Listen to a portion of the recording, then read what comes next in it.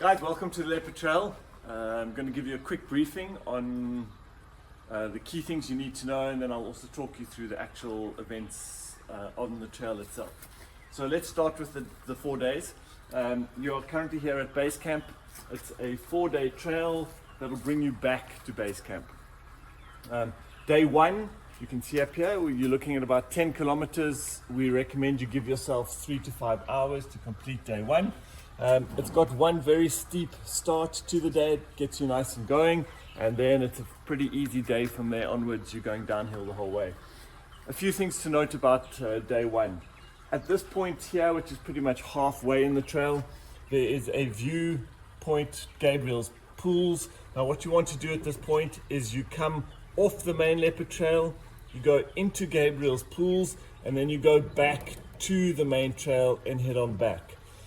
At this point, there is a road, a trail that comes around as an emergency shortcut to day 2. Do not take that.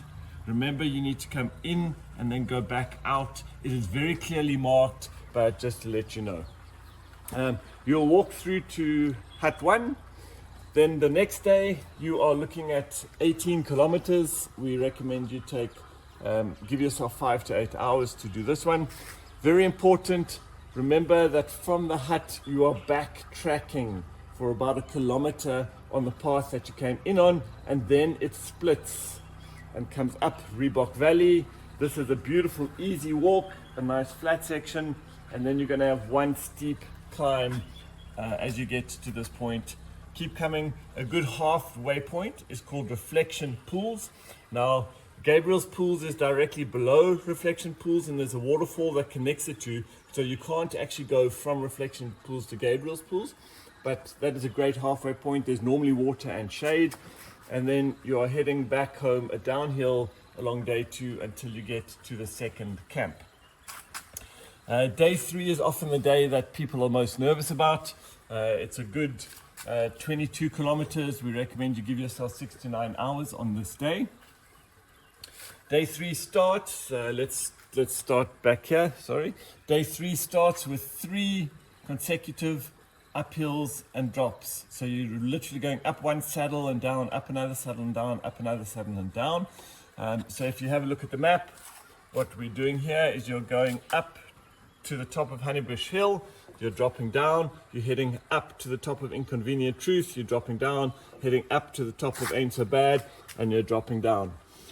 Halfway on day 3 is Dry Punt. Dry Punt, there is a spot that's got shade as well as fresh water. Now, important on Dry Punt is when you get there, you're going to turn right off the path, and you're going to come about 100 meters following the riverbed to where it gets very narrow. At this point, you will find shade and water. And then remember to walk back to the Dry Punt point.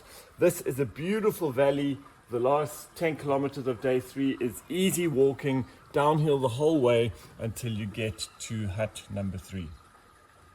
All right, day number 4. It's 13 kilometers. You've got 3 to 5 hours of walking. It includes the legendary Fond Farewell, the biggest hill of the Leopard Trail. You are starting the day very gentle. The first hour and a half, 2 hours is a beautiful walk up the valley until you get to Fond Farewell. You're then walking along the plateau. You've got 2 bumps on top of the plateau before you drop back down to base camp. So once again, if you have a look here, you're walking up the valley. It's called Birdsong Valley. If you do it early in the morning, beautiful bird noises, up the Fond Farewell Hill, and then along the plateau, through the cauldron, and back down to base camp where you finish. A few really important things for while you're doing the hike. If you head across this side, please make sure that you have enough water on you. In particular in summer, we recommend carrying at least 3 liters of water. There is no guarantee throughout the year that there will always be water on the trail. You can ask before you leave, but always assume that there might not be water in the rivers. There is always drinking water at the overnight huts, as well as a pool to swim in. So you will always have enough water over the 4 days. Just make sure for each day that you are carrying enough. We have a separate video on how to make sure you manage the heat of summer, so please do go and watch that. But our recommendation in summer is do leave very early. Please, what's quite important is that you will be given black boxes. Once again, there's a separate video on the black boxes. You must please, when you leave in the morning, make sure that you have put your black boxes back into the communal hut so that our team will find everything in one place. If you leave your boxes in your room, our team may not see it, we might forget it, and then you get upset with us. So please, to avoid all of that, you need to make sure that everything is back in the communal hut when you're leaving in the morning, so our team can pick it up, put it in the back of the bakkie and ride it onto your next hut. Very importantly, no littering on the trails. I'm going to talk to you in a second about toilet paper. Well, let's go straight there. Very important that you don't leave any toilet paper on the trails. If you are going to take a pee halfway and you need toilet paper, please make sure you have got a plastic bag or something to put that toilet paper in. What we strongly recommend for the woman is to use what is called a pee cloth. In Europe and America, this is standard for female hikers. They always carry it instead of toilet paper. There is a separate video on pee cloths. They are fantastic, very hygienic, brilliant for hikers. We will create a link for a separate video on this, but we highly recommend using this instead of toilet paper when you're out on the trail. Just a note, this is a high fire risk area, so please do not light fires anywhere except in the braai areas provided. And when you go to bed at night, please make sure that fire is out, even if it's in the braai area. Finally, our lights and the geysers themselves at the camps are on solar power. So I'm afraid if there's got 3 or 4 days of no sunshine, you might lose both lights and hot water. And we're sorry about that, but this is true wilderness. And so please also just be careful of power and how you utilize power. And then finally, in terms of the key points, there are poisonous snakes in the bavians. Puff adders in particular are the ones you're worrying about when you're walking the trail. There are Cape Cobras as well, but they will likely move out of your way very quickly. But the puff adders will lie on the trail. So please just always in summertime, walk with your eyes open on the trail. All right, let's head across this side for a few more logistics. Our team has a very particular rhythm as to which boxes we are picking up first and dropping off. I'm not going to go into it in a lot of details. The most important piece just for you to be aware of is that when you are staying at Camp 2, our daily routine starts at Camp 2. And so we need you ready by 8:30 at the latest with all your boxes packed and ready to go, and so our team can clean. If Camp 2 is delayed, it pushes all the other drop-offs backwards as well. So please make sure that you are ready at Camp 2.